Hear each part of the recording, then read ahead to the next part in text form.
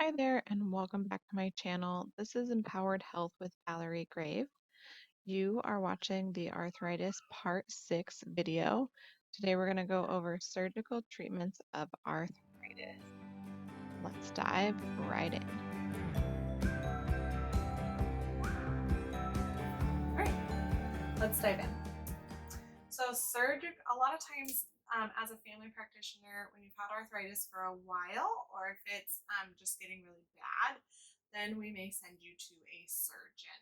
Some of these actually may be done in your family practitioner's office. I've done some of these, but I lumped them into the surgical treatments. All right, so the first one is injectables, and that's just like it sounds. We're going to take a needle and we're going to stick it into whatever joint it is. We can stick it into the back, we can stick it into the hip, we can stick it into the knee, we can stick it into the finger, into the shoulder, into the elbow.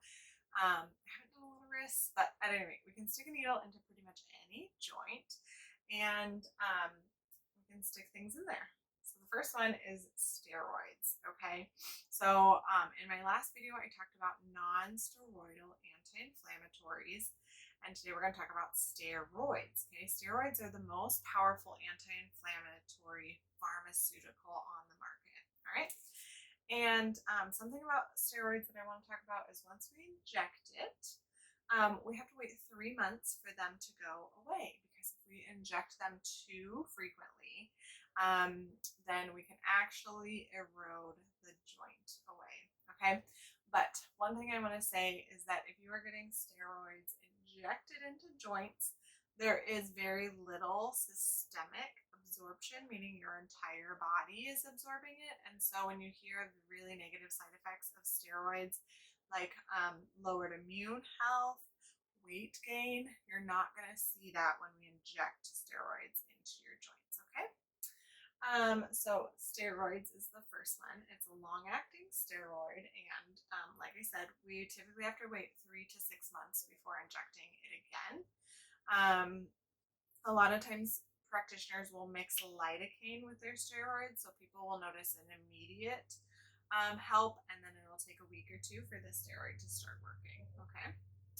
The next one is, I just wrote down Monovis because at the VA that's the one that we use, but this is a synovial fluid kind of replacer or replication. And so this is basically putting new WD-40 into your joint. All right. Sometimes people will mix these two even in their syringe, and so that can be really helpful. The last one is a new one. Most insurances do not cover it, but I think it shows a lot of promise and it makes a lot of sense. It is platelet-rich plasma, okay, and we call it PRP. And what it is they're going to draw your blood.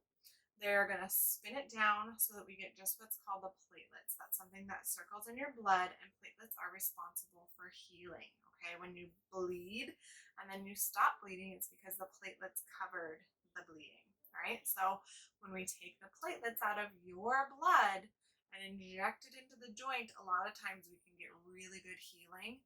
And I've seen before people just have to get 1, maybe 2 injections of this platelet-rich plasma, and then that's it. That's all they ever need. So that's really cool. Once again, it's so new that most insurances are not paying for it right now, but that is something that's up and coming. All right. Sometimes people think about stem cell research and they want to know what stem cell research is coming out, and platelet-rich plasma is what has come out of stem cell research. So there's that. The next is something that only a surgeon is going to do, and that is joint replacement. And this is something that we typically only do at the very end stage of arthritis. Okay, so I'm just going to draw the knee joint, but you can extrapolate this to most joints. Here is the femur of the knee joint. Okay, this is very simple drawing. For all you medical folks out there, don't fault me on my drawing. All right. All right. So this is the femur, and this is the tibia. This is the fibula. Flimsy fibula. Okay, so this is the knee joint. Okay, so a lot of people think that knee replacement surgery, we're gonna like take out this part right here and take out down here, and we're gonna put a new joint It's not what happens. What they do is they shave off like a centimeter of the end of each bone. Okay, they cut it off.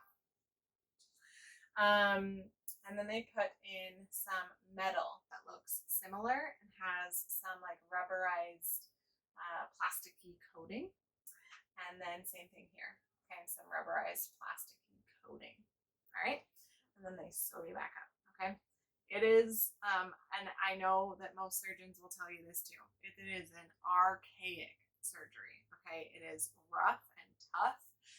It requires a lot of muscle. They are breaking your bones. Okay, so let's not beat around the bush about that.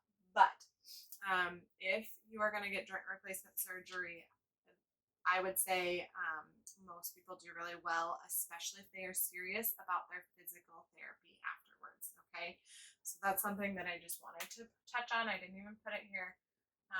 Is physical therapy key? Key.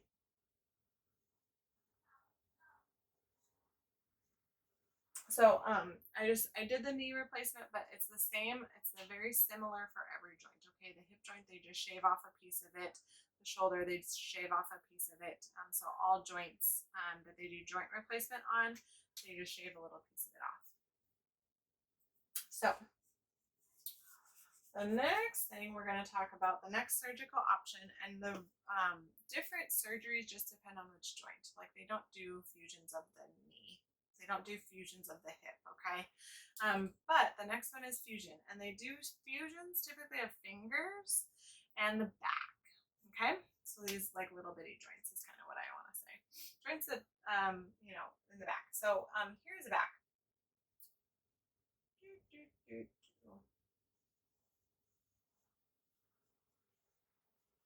Okay, super simple drawing. All you medical folks out there, don't be like poo-pooing my drawings. Okay, so this is if I stood sideways and we cut you in half. That's what we're looking at here. Okay, so here's your skin. This is your skin, and here's your guts. I'm going to do that. Guts. Okay, so there's your spine, and your spinal cord runs right here, right? So we have to be careful for that. But what they do is typically they go in from the back and they just get rid of this joint and they put a plate over it and put screws in to hold the joint together, and you get a lot less pain. Typically they're doing a fusion because you're getting compression of your nerves. Okay, I used to do back surgery, and so I will make one comment, and this is my opinion. Again, it's an opinion, and I don't like to make blanket statements. So each individual case is individual, right? We're all individuals. But if it were me, I don't think I would get back surgery unless I was having radicular symptoms. Okay, that's symptoms down your leg, foot drop where your muscles don't work in your leg anymore, or something like that. Okay, surgery of the back is not going to help back pain. Okay, it actually causes back pain, but it will help with those symptoms down the legs. Okay, so that's a fusion. They do very similar thing in the fingers. Okay, and that is something that, again, if you're going to do a fusion in your back, physical therapy is key. Okay.